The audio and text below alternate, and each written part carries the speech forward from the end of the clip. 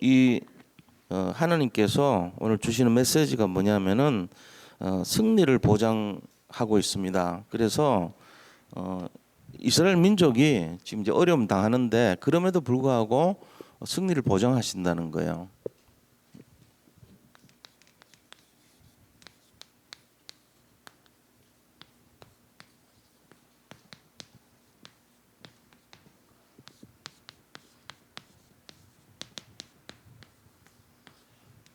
보장된 인생이라는 제목으로 말씀을 나누고자 합니다.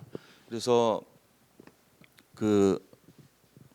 이제 우리가 좀 생각을 해봐야 될 게 서론적으로요.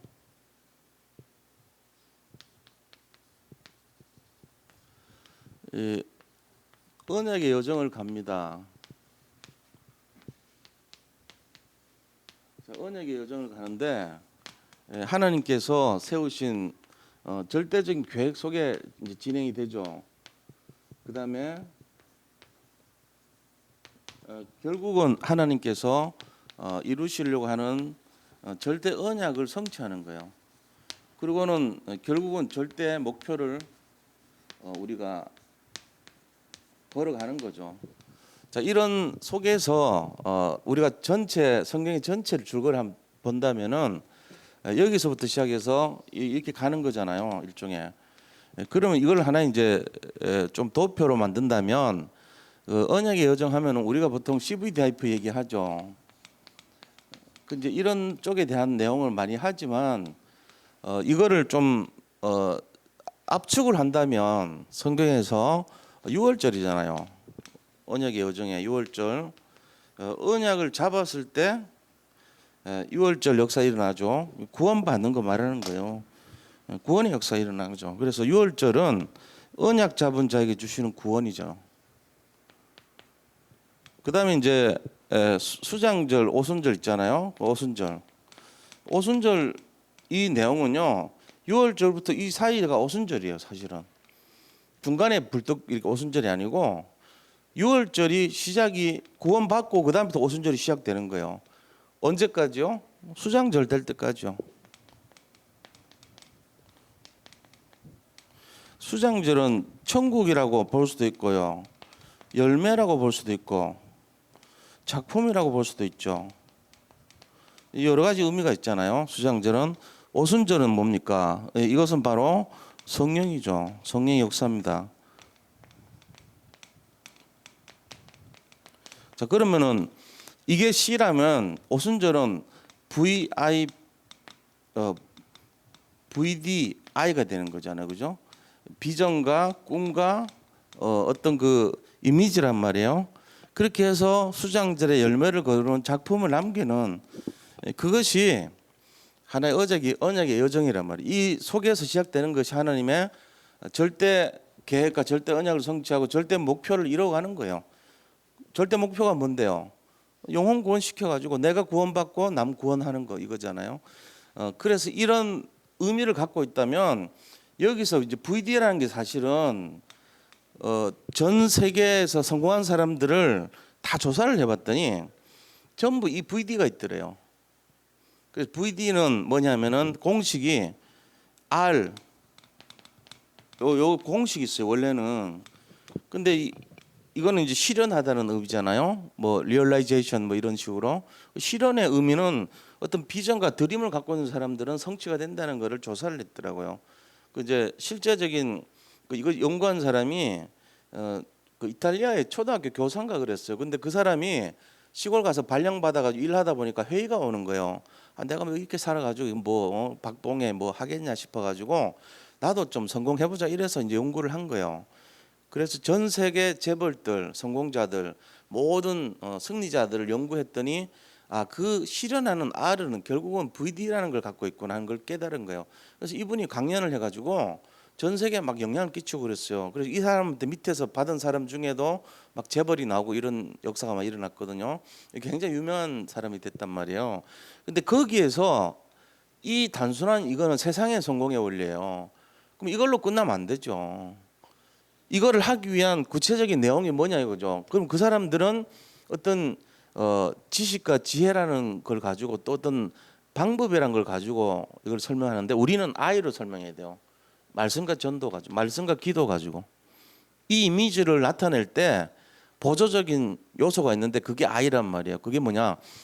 우리가 어떤 비전과 꿈을 이루는데 내 욕심이 아니고 하나님의 절대 계획 속에 이어나기 때문에 말씀과 기도가 반드시 보조가 돼야 되는 거예요. 자, 그러면 어떻게 되냐면은 이 구원이라는 언약 속에서 구원받으면 그리스도를 통해서 구원받으면 이걸 통해서 오순절의 역사가 성령의 역사가 진행되고 마지막에 작품을 남기는데 그게 열매가 되고 나는 상급 받아서 천국 가는 거예요. 나한테는. 남한테는 이제 살리는 거고 나는 살아서 가는 거고 영생 얻는 거죠. 이런 의미로 본다면은 CVDIP라는 것이 뭔가 하는 게 설명이 되잖아요. 자, 그럼 이걸 하기 위해서 우리가 승리하기 위한 키가 몇 개가 있는데 그게 뭐냐 하니까 이게 이제 1번이라고 한다면은 자, 두 번째는 그럼 이걸 성공하기 위해서는 승리하고 성공하는 하나의 열쇠가 뭐냐 이거죠. 키. 그것이 바로 집중이라는 거예요.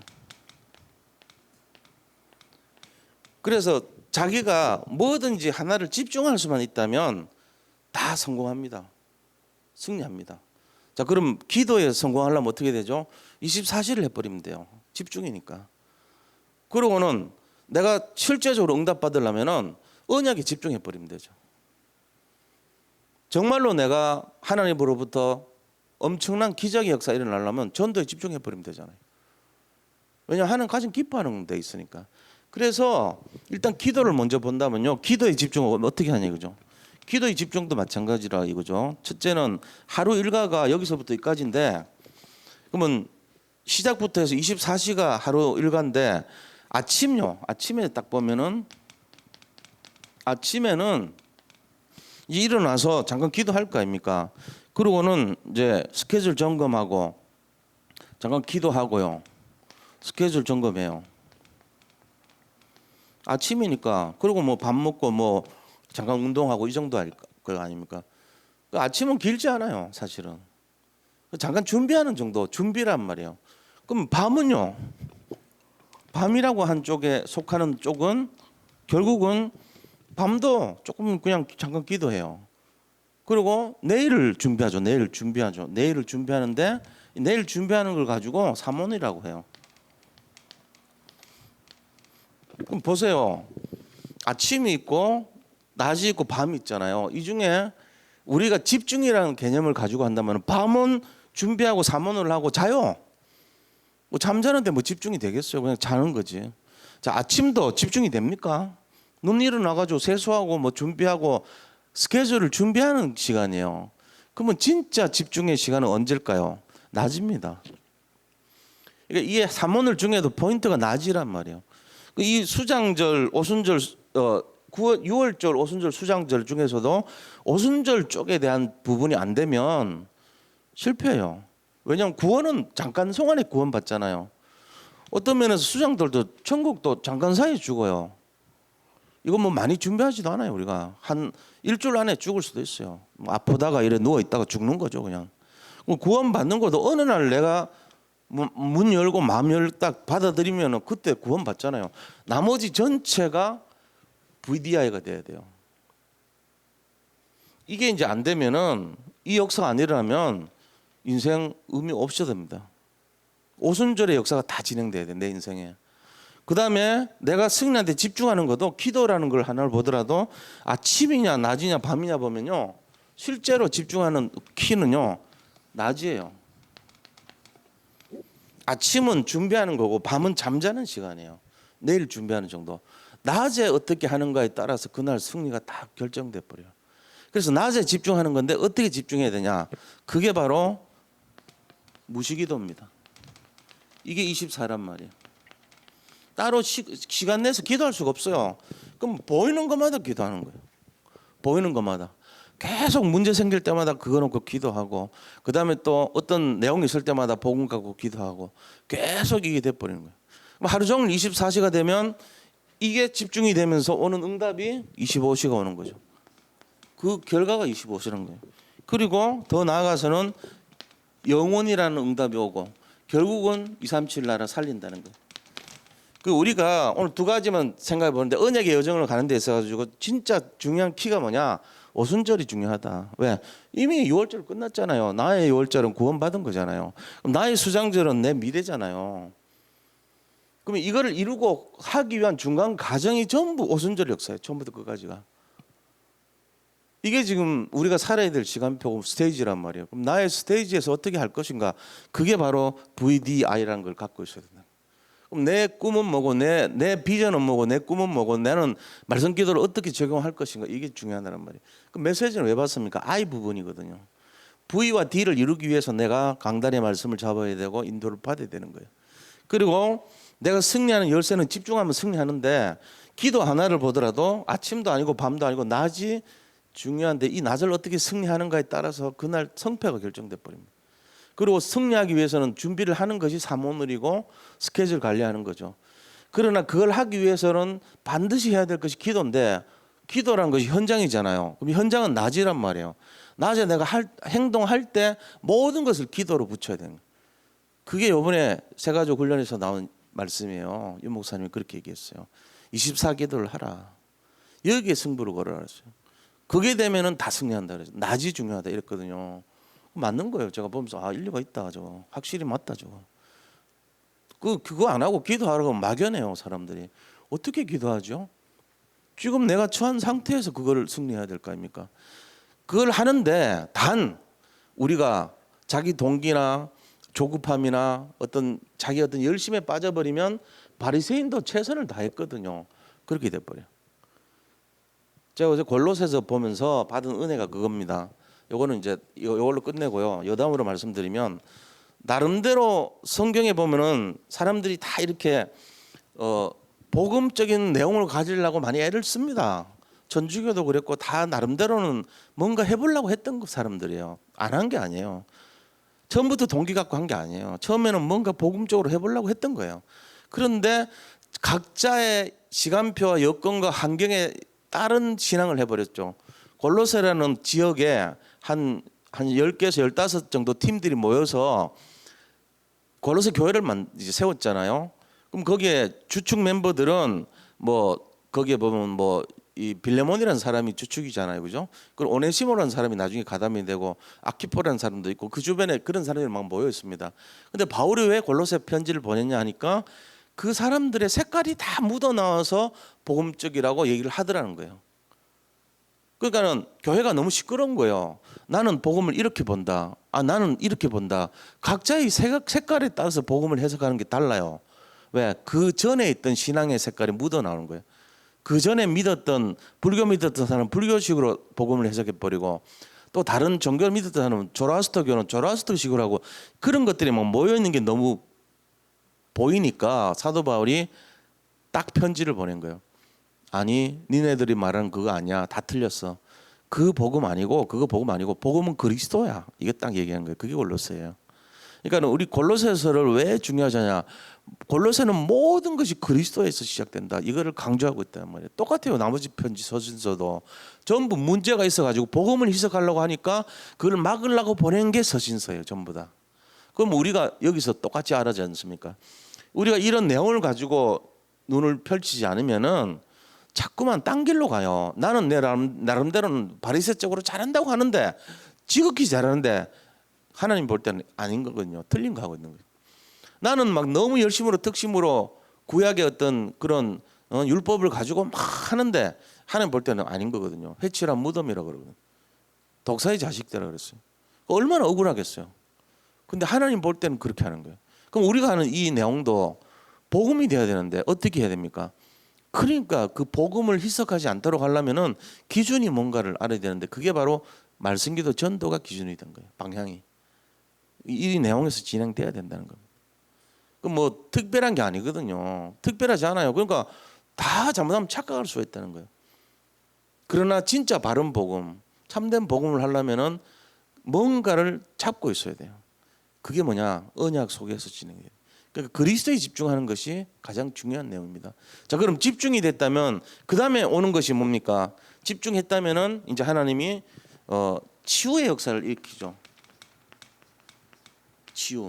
치유라는 것은 결국은 뭘 말하냐면은 회복이 회복. 원래 인간이 받아야 될 당연한 것을 회복하는 것을 치유라 그럽니다. 모든 게 치유로 들어간 거예요. 자, 그러면 그 다음에 오는 것이 뭡니까? 이 치유된 것이 서밋으로 가는 거예요. 그러고는 서밋이 된 사람을 그 다음에 뭐 하냐? 현장으로 파송하는 거죠. 그래서 재생산하는 거. 요까지 가는 것이 승리의 하나의 그 로드맵이라고 보면 돼. 집중해서 치유받고 회복되면은 서밋으로 가서 파송시켜서 살리는 거. 요런 과정을 알고 있어야 된다. 지금도 똑같은 메시지예요. 우리가 지금 이사에서 쭉 하고 있는데 전부 다 경고를 했죠. 24장까지 경고하고 25장에 회복을 약속하고 26장에 오늘 또 하나님이 그리스도 안에 있는 자는 보장된다는 걸 강조하고 있는 거예요. 지금. 그걸 이제 살펴보는 거예요. 조금 세밀하게 보면 자, 첫 번째입니다.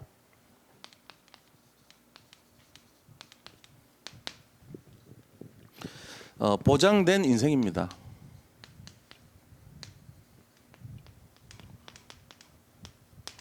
1절에서 3절을 보면요. 왜 그런지를 쭉 나와 있어요. 뭐 때문에 보장해 주냐. 1절에서 3절 중에 3절 보세요. 이 주께서 심지가 견고한 자를 평강하고 평강하도록 지키신다는 거예요. 이는 그가 주를 신뢰함이니라 그랬어요. 그래서 이유가 뭐냐면은 심지가 견고해서 그렇대요. 심지가 견고. 그러니까 이 심지가 견고하다는 말은 결국은 믿음에 대한 부분을 얘기합니다. 우리가 믿음 떠나서 심지가 견고하다. 심자가 마음 심자고 지자는 뜻지자 아닙니까? 그러니까 마음의 어떤 그 정한 뜻을 말한 거잖아요. 그러니까 심지가 견고하다는 것은 오직 여호와 이 말이에요. 믿음에 대한 부분이요. 그 사람은 평강으로 평강을 이끌어 가신다. 그렇게 말씀하고 있는 겁니다. 이것이 바로 결국은 뭘 말하냐면은 오직의 믿음입니다. 오직의 믿음. 이 오직의 믿음을 가진 자를 하나님이 평강으로 인도한다는 거예요. 샬롬으로 인도한다는 거예요. 평강은 샬롬인데 샬롬이 뭡니까? 가득 차서 풍선에 공기가 가득 차서 더할 수 없는 빈 곳이 없을 정도로 풍부하게 채워진 상태를 샬롬이라 그러거든요. 그러면 심지가 견고한 사람을 하나님이 평강으로 평강히 인도하신다 그랬는데 결과적으로는 뭘 말하냐면 믿음 있는 사람은 부족함이 없는 상태로 만든다 이 얘기를 하는 거예요. 우리가 살아가면은 전부 부족해서 고민하고 염려하거든요. 부족함이 없도록 만들면은 걱정할 게 없는 거예요, 사실은. 알고 보면요, 모든 게 다 내가 욕심이 있어서 그래요. 욕심이 있기 때문에 자꾸 뭔가 부족해 보이는 거잖아요. 재벌들도 그렇게 많이 갖고 있는데도 옆에 보니까 나보다 더 많아 돈이. 아, 쟤보다 내가 더 적네? 또 욕심 부려요. 또 막 열등감 가져. 재벌이. 그럴 거 아닙니까? 삼성은 저렇게 잘 나가는데 우리는 지금 뭐 하고 지금 우리 회사는 왜 이렇게밖에 안 되고 LG가 막 열등감 갖고 있어. 우리가 볼 때는 뭐 하는 짓이야 지금 이럴 수 있잖아요. 반도체 1위, 2위가 서로 삼성은 저렇게 가는데 우리는 뭐 하고 있냐 그러면서 2위가 신사 한탄 타고 내가 죽어야지 이러고 그게 지금 이상한 거예요. 샬롬이 안 된 거거든. 그러니까 이제 사실은 아무것도 없는 사람은요 너무 막 낙심하고 할 수 있잖아요. 근데 복음 가진 사람은요 부족함이 없어요. 이유는 뭐죠? 이것 때문에 그런 거예요. 심지가 견고하기 때문에 믿음이 견고하단 말이에요. 그러니까 샬롬을 주신대요 하나님. 평강으로 평강을 채운대. 샬롬으로 샬롬을 채운대. 그러니까 가득 채워주고 가득 채워준다 이거거든요. 부족함이 없죠. 그러니까 결국 들여다보면 내가 왜 부족하다고 생각하냐, 내가 왜 염려를 하냐, 왜 고민하냐, 이유는 믿음이 없어서 그래. 믿음에 대한 부분이고요. 그거를 찾아내셔야 됩니다. 오직의 믿음이 안 된 거죠. 그 다음에 두 번째 이유가 뭐냐면요, 내가 주인 이게 아니고 그리스도가 주인. 이렇게 된 사람이에요. 심지가 견고하다는 말은 내가 주인 된 게 아니고 그리스도께서 주인이 된 거다. 이게 심지가 견고하다. 이래서 하나님이 보장된 인생이라 그런 거예요. 자, 그리고 이런 사람들을 오늘 말씀처럼 평강하고 평강하도록. 그러니까 모든 평강이죠. 평강의 따블을 얘기하잖아요. 완전 평강. 평강의 평강으로 평강을 확실하게 하는 주장해 주신다는 거예요. 요한복음 14장 27절도 보면은 이 평안은 세상이 주는 평안과 같지 않다 그랬어요. 하나님이 주신 평안이기 때문에 완전한 평강입니다. 그래서 이 속에서 우리가 늘 누려야 됩니다. 안 그러면은 이거 안 되면은 결국은 심지가 경고한 것 반대는 뭐죠? 그거는 바로 갈대 신앙이에요. 갈대. 이리 왔다가 저리 왔다가 갈대와 같이 흔들리는 신앙 되죠. 그거 되면 안 됩니다. 그럼 우리는 뭐 해야 되죠? 심지가 경고하니까 표대 신앙 돼야 돼. 빌립보서 3장에 보니까 사도 바울이 뭐라 했습니까? 내가 표대를 향하여 달려가노라 그랬죠. 그 어떤 목적지를 향해서 달려간다는 거예요. CVDIP로 말하면은 내 인생이 이제 언약 잡고 6월절 구원 받았어요. 그러면 VDI라는 걸 가지고 심지가 경고해서 P를 향해서 프랙티스를 향해서 달려간다는 말이에요. 이게 표대 신앙이거든요. 이거 해야 된다는 거예요. 그래서 갈대 신앙 되지 말고 표대 신앙. 이걸 갖고 있는 사람을 심지가 경고한 사람이다. 이건 이제 보장된 인생이 될 수 있는 자격이 있는 거예요. 자, 두 번째는요. 이유가 뭐냐? 왜 이런 이유가 있냐? 4절 보시면 돼요. 4절. 4절에 보니까 너희는 여호와를 영원히 신뢰하라. 주 여호와는 영원한 반석이심이로다 그랬거든요. 영원히 신뢰하는 거예요. 영원. 이게 바로 우리가 상상할 수 있는 이미지가 아닙니다. 무한대라는 말을 그 중국말에서 찾아보면요, 구걸이라 그래요. 구걸. 그래가지고 뭐 백천만십 조 해가지고 쭉 나가서 조경해 그다음에 뭐 이렇게 쭉 해서 마지막에 구걸이에요. 구걸. 구걸이 뭔 뜻이냐? 무량대수. 숫자 셀 수 없는 숫자를 구걸이라 그래요. 거기서 따서 나온 회사 이름이 구글이라는 회사예요.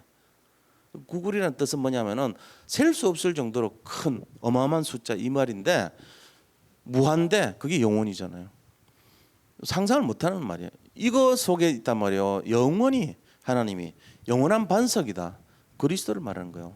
그러니까 이런 속에 하나님이 우리를 그 속에다가 믿음이 지속되고 영원한 반석이시다. 그래서 이게 뭔 말입니까?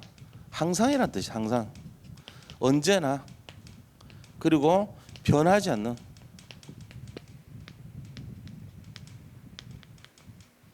그래서 영원한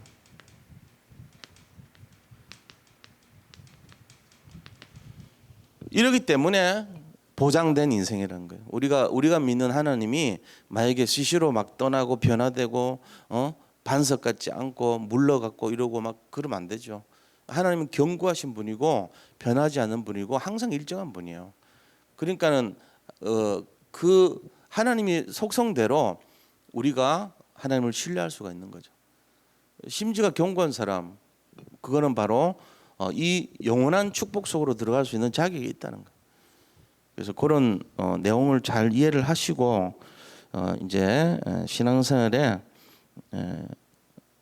승리해야 됩니다. 5절 보세요. 높은 데 거주하는 자들 어떻게 하신다고요? 낮추신대요. 이제 교만하는 것을 하나님 싫어하시죠. 소순 성을 헐어버린대요. 그리고 땅에 엎으시되 진토에 미치게 하셨다. 진토라고 하는 것은 이 하나의 진흙을 말하잖아요. 이제 아무리 막 높고 견고하고 대단해 보이는 것도 완전히 가루로 만들어 가지고 땅에다가 낮춰버린다는 거예요. 그럼 우리가 언제 그걸 이게 승리하고 응답받는지 아세요?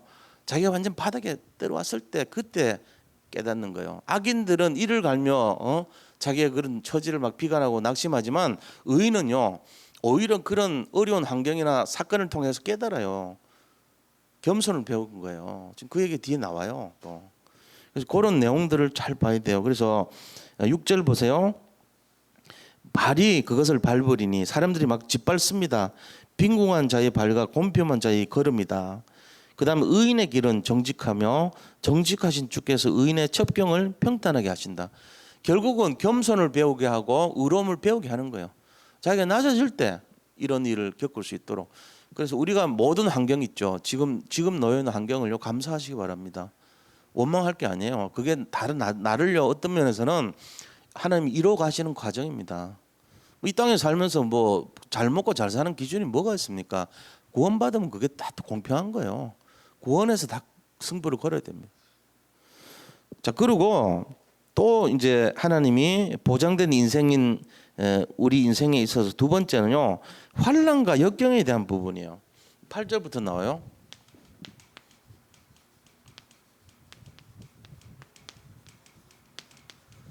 자, 왜 이 환난과 역경을 주시냐는 거예요.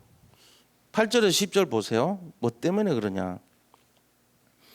여호와께서 주께서 심판하시는 길에서 우리가 주를 기다려 싸우며 주의 이름을 위하여 또 주를 기억하려고 우리 영혼이 사모하나이다. 우리가 주님을 오직 바라보고 주님 기억하려고 주님을 막 사모한다는 거예요. 그런데 9절에 밤에 내 영혼이 주를 사모하였은즉 내가 간절히 이제 주님께 막 기도하고 구하는 거예요. 그런데 땅에서 심판하시는 때에 세계의 거민이 의를 배움이니다. 심판 때 의를 배운다는 거예요. 어려움 올 때, 환난 올 때 의로움을 배우는 거예요. 우리는 막 주님 막 보고 싶고 주님을 기대하면서 하지만 하나님 우리한테 오히려 뭘 주냐면은 환난을 줘버릴 수 있어요. 왜 그러죠? 우리가 이렇게 기도했는데 왜 환난 줍니까? 의로움을 배우라고요. 이 시금석이라는 거예요, 환난은. 그래서 10절에는 악인은 은총을 입을지라도 의를 배우지 아니하며 그랬어요. 은혜를 받아도 악인들은요, 지 잘났다고 생각해요. 당연히 뭐 내가 잘했으니까 이래 생각합니다. 근데 정직한 자의 땅에서 불의를 행하고 여호와의 위엄을 돌아보지 않는다 그랬어요. 이걸 잘 보셔야 돼요. 우리가 하나님이 환난과 역경 주는 이유, 이 땅에 정말 복음 가진 남은 자를 의로움을 알게 하기 위해서, 남은 자를 위해서, 또 거짓, 지금 이 땅에 있는 거짓 위선자들을 구분하는 거예요. 거짓 위선자. 이 사람들은 이 은혜를 받아도 그게 의로움을 몰라요. 그래서 이걸 시금석이라고 했어요. 자, 문제가 와봐요. 문제가 와볼 때 그때가 진짜인가 가짜인가 판별나잖아요. 악인들은요, 자기한테 자기 혀에 단 것만 좋아합니다. 의인들은 그렇게 안 해요. 문제가 와도 감사합니다. 그 사람에게는 어려움이 없어요, 사실은. 그래서 우리에게 왜 어려움 주셨냐? 실제로 진짜인가 가짜인가를 선별하기 위한 하나님의 계획입니다, 이게. 그리고 두 번째는요, 11절에서 15절 보세요. 뭐라고 됐냐면은 11절에서 15절까지가 하나님의 열성이라고 했어요. 하나님의 열성. 이게 뭐냐면은 주님께서는요, 정말 성실하십니다. 그래서 우리를요, 끝까지 포기하지 않아요. 끝없는 사랑이 있어요. 이거를 딱 기억하셔야 돼요. 이 땅에서 우리에게 뭘 주시냐? 끝없는 사랑. 한없는 사랑이죠. 이거를 베푸신다는 거예요. 그게 11절에 15절까지 나와요. 환난과 역경을 통해서 의로움을 배우게 하시고, 그 다음에 우리를 끝까지 포기하지 않고 끝까지 사랑하신다는 거예요. 보장된 인생이니까요. 그래서 보장된 인생인 거예요. 자, 그럼 세 번째입니다. 세 번째는 이 보장된 인생의 삶이 그럼 어떤 것이냐는 거예요. 자, 보장된 인생의 삶이 바로 CVDIP예요. 그런데 그 CVDIP라는 것이 어떤 것이냐? 이걸 보면, 그러니까 보장된 인생이라는 것은 하나의 대전제예요. 대전제. 우리는 실패할 수 없고 망할 수 없어요. 이게 하나님의 대전제예요. 우리에 대한. 이게 하나님 절대 계획이란 말이에요. 다시 말하면 절대 언약이에요. 우리를 보장해 줬어요. 교회를 보장해 줬고, 가정을 보장해 줬고, 우리 개인을 보장해 주신 거예요. 그리고 우리의 미래도 보장돼 있어요. 우리는 불신앙 안 하면 돼요. 가만히 있으면 보장돼 있으니까. 자, 그러면 그 보장된 구체적인 삶은 그럼 어떤 것이냐? 이게 이제 중요하잖아요. 그 삶에 대한 내용들을 보면, 자, 첫째는요, 창조적인 소수라고 했습니다. 창조적인 소수. 우리는 하나님께서 이루려고 하시는 절대 제자의 삶을 삽니다. 창조적 소수란 게 뭔가 재생산을 막 하고 하나님이 원하시는 걸 하는 소수에 들어가 있어요. 지금 0.1%, 이게 다른 말로 하면 0.1%의 인생이다. 이러면 빠르죠, 이해가. 이거란 말이에요. 지금 99.9%가 999명이 불신앙하고 있습니다. 근데 우리는 정말로 행하는 한 명이란 말이에요. 지금 구석에 있는 분들이 여기 모였어요. 때로는 어려움도 오고 환난도 오고 그걸 또 환난을 통해서 의를 배우고 겸손을 배우고요. 그러면서 뭐 하라고요? 보장된 인상이라는 거를 누리라는 거예요.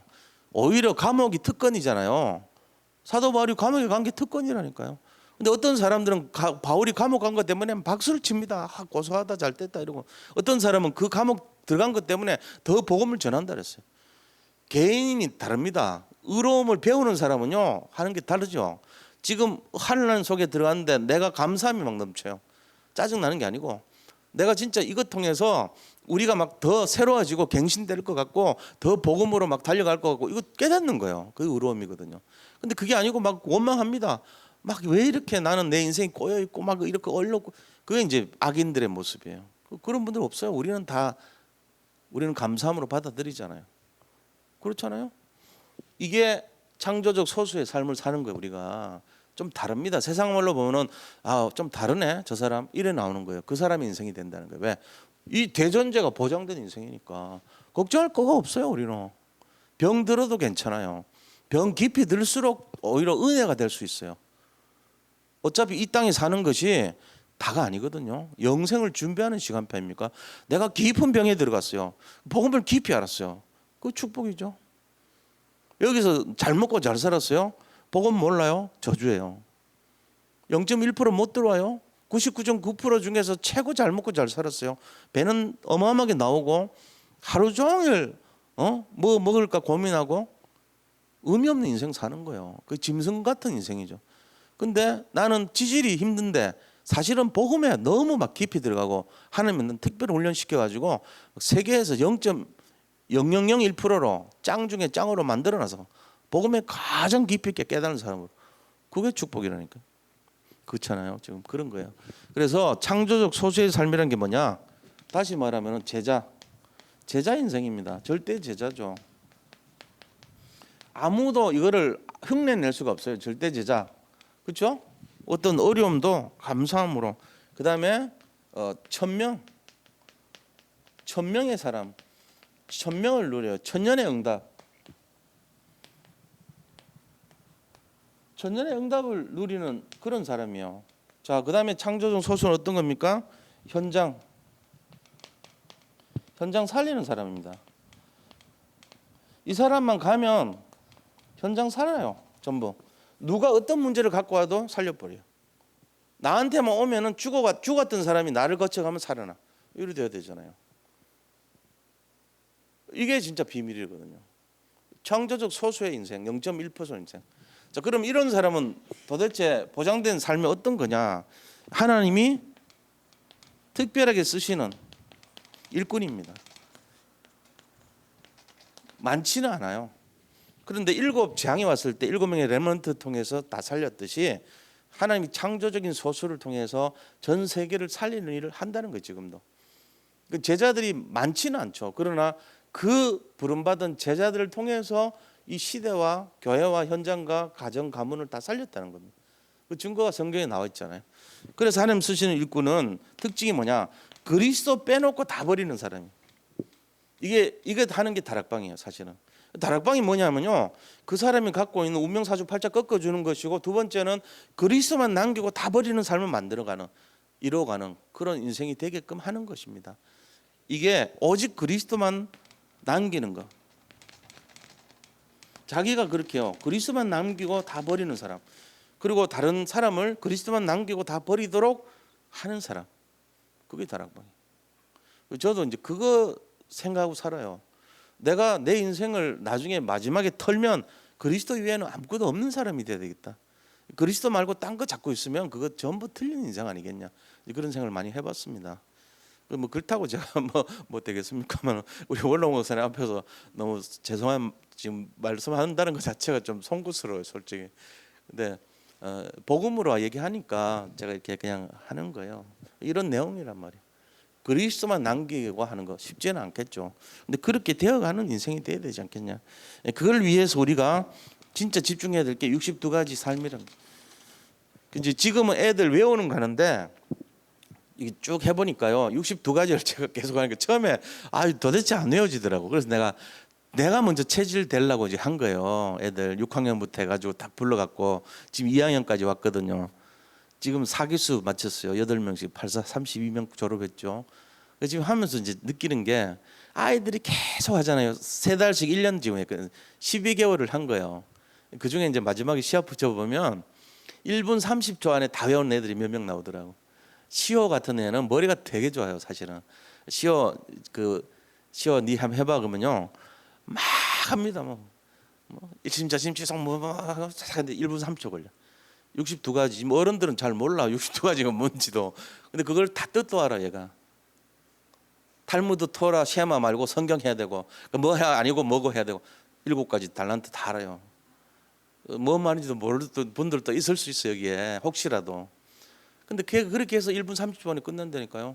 의미 다 알고 9가지 뭐 포인트 제목하고 뭐하고 하면서 딱 1분 30초에 62가지가 다 나온다니까. 그런 애들이 한 2-3명 있어요 지금. 나머지는 천천히 해도 거의 알아요. 또 이제 2학년 애들은 일부러 내가 모르게 왜 이렇게 천천히 해요 그래. 왜 다음 단계 안 넘어가냐. 너들은 2번 들어야 된다. 6개월 들어야 돼. 그리고 이제 붙어 놓고 있어요. 할 때마다 과자 먹이 가면서. 근데 뭔가 알아. 데이빗도 맨날 와가지고 다락방, 미션홈, 지교회 전문기 뭐 팀사역 전문기 맨날 외우지 앞에 와서 자기 외우고 있다 이거지. 지금 저기 맨날 그래요. 감사하더라고. 이제 애들 몇 명은 6개월씩 해요 지금 일부러. 왜? 저하고 가까이 하려고. 그 하나님 그런 거거든요. 왜? 하나님이 기뻐하니까. 62가지 다 여기 다 들어가 있거든 사실은. 그래서 애들 중에 나중에 도망 다니는 애들 있거든 몇 명.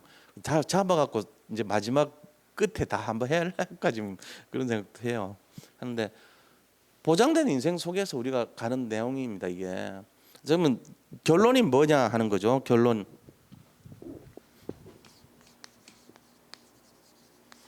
이 하나님이 결론이니까 우리가 이런 속에서 뭐를 해야 되냐 이거죠.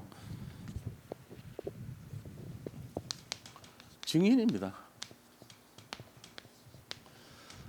어디에 증인입니까? 237 나라 살리는. 그리고 지금 우리 자신들도 치유와 서밋 이거에 의해 가지고요 세상 사람들 전부 지금 여기 걸려 있거든요. 전 세계가 지금 다 병 걸려 있어요 사실. 이거를 회복시키는 키가 여기 있다. 뭐 때문에 어렵냐? 제가 이렇게 쭉 묵상하면서 얻은 결론은요 전부 병 들어 있어서 그래요. 자기가 병이 들어 있어도 보장된 인생이라는 걸 알면 괜찮거든요. 그거를 심어줘야 된다는. 성경에 보면 전부 치유의 역사가 일어나잖아요. 그러니까 이제 하나님이 보장된 인생의 특징으로 뭘 주셨냐 하면은 치유를 주셨다는 거예요. 그리고 치유에서 머무르면 안 되죠. 서밋으로 만들어서 그 다음에 세상 살리는 사람으로 나가게 하는 거예요. 이거 해야죠 지금. 그래서 우리 이제 산돌 예비교회 안에 성도님들이 실제적으로 가야 될 게 뭐냐? 그게 바로 재생산, 재창조입니다. 이 축복을 누려야 돼요. 재생산하고 재창조하자고. 그래서 집중훈련 하는 거예요 지금. 재창조가 일어나야지 뭐 다락방의 키는 재창조예요 사실은. 그냥 뭐 영접 운동해서 복음만 전하지 이게 아니고 재창조 역사 일어나야 돼요. 각 부서도 마찬가지예요. 우리가 동기 목적으로 하는 게 아니고 실제적으로 제대로 사역하면 부흥이 돼야 되는 게 맞아요. 저는 그렇게 생각해요. 목사님 그 욕심 아닙니까? 하나님 하셔야 되죠. 맞아요. 그런데 재생산되고 재창조 안 일어나면요 그거 엉터리 사역한 거예요. 잎사귀는 무성했는데 열매를 못 남긴 거잖아요. 그거잖아요. 할 말 없어요 여기에 대해서는. 그리고 저도 마찬가지예요. 농사 지어가지고 열매 하나도 안 열는데 그래도 뭐 1년 동안 열심히 했잖냐 내가. 아침에 일찍 일어나서 열심히 했잖냐. 소용없어요. 그럼 몇 년 3년만 그래버리면 농사 이제 빚더미 앉아가지고 망합니다 세상만. 그러면 안 되죠. 그리스도께서 우리를 3년 훈련시켰잖아요. 제자들 12제자. 근데 그 제자들이 전 세계를 다니면서 진짜 순교하면서까지 남긴 것이 뭐냐? 제자 남겼어요. 재생산한 거예요. 만약에 우리가 열심히 했는데 소출이 없어. 1년 동안 그렇게 애를 썼는데 벼가 익지를 않아요. 환경도 있고 여러 가지 상황이 있겠죠. 그러면 다 바꿀 모야 돼요. 다 어려움 당하죠. 그래 되면 이제 한 10년만 그러면은 전 세계 기독교가 다 없어져 버리죠. 씨가 없어지는 거예요. 모슬렘은요 참 철저하게 막 하는데 키가 뭐죠? 5번 기도시키는 거예요. 그거 했는데 지금 전 세계 모든 인구의 17억인가 믿어요. 기독교에는 10억인가밖에 안 돼요. 하여튼 얼마 안 돼요. 말도 안 되게 뒤집어댔어요. 역전돼 버렸어요. 우리가 지금 각성해야 돼요. 시컨하고 뭐 저거 전도하고 뭐하고 했는데 재창조 안 일어나고 재생산 안 됐다. 그럼 이제 3년 지나면 여기 교회 텅텅 비어 있습니다. 우리도 똑같이 되는 거예요. 그러니까 이유를 대면 안 돼. 핑계를 대면 안 돼. 아, 재생산 하려면 어떻게 인도받아야 되겠는가? 치유를 해줘야 되겠다. 치유해서 병을 고쳐줘야죠. 병 고쳐서 그 사람 운동하게 하고 전 세계 살릴 수 있도록 해줘야 되겠다. 파송시켜주고 재생산해주고 열매를 맺게 해줘야지. 제가 이걸 너무 강조하면 부담이 이제 되잖아요. 그래서 아직은 강조가 아니고 과정이다 이렇게 생각하고 있어요. 기다리고 있고 저도 그렇고 다들 그런 시간표예요. 근데 이게 마냥 그래 될 수는 없는 거예요. 마냥 그래 되면 오히려 틀린 시계보다 못해요. 틀린 시계는 2번은 맞아요. 근데 하는데 돌아가긴 돌아가는데 완전히 안 맞는 시계는 하나도 안 맞아. 그 에너지 낭비하는 거야 오히려. 그래 되면 안 되죠. 그래서 우리가 제대로 인도를 잘 받아야 되겠다. 그래서 뭐 하나님이 하십니다. 우리가 하는 게 아니기 때문에. 그러나 이런 내용들을 가지고 잘 인도 받으시고 이 전도나 모든 거는 뭡니까? 성령의 역사입니다. 오순절이 중요하고 또 낮에도 24시가 중요한 게 뭐냐? 내가 활동하고 있을 때 거기서 복음이 선포돼야 돼. 삶이 빠진 복음은 의미가 없다. 그럼 교회도 열매가 안 일어나는 교회는 별 의미가 없지 않냐? 하나님 보실 때 진짜라면 열매가 나올 거 아니냐? 이걸 봐야 돼. 그래서 그런 교회가 됐으면 좋겠습니다. 승리하시기 바랍니다. 하나님 감사합니다. 우리가 이 시대와 현장과 교회를 살릴 수 있는 그러한 응답의 주역들이 다 되게 하여 주옵소서. 예수 그리스도 이름으로 기도드립니다. 아멘. 우리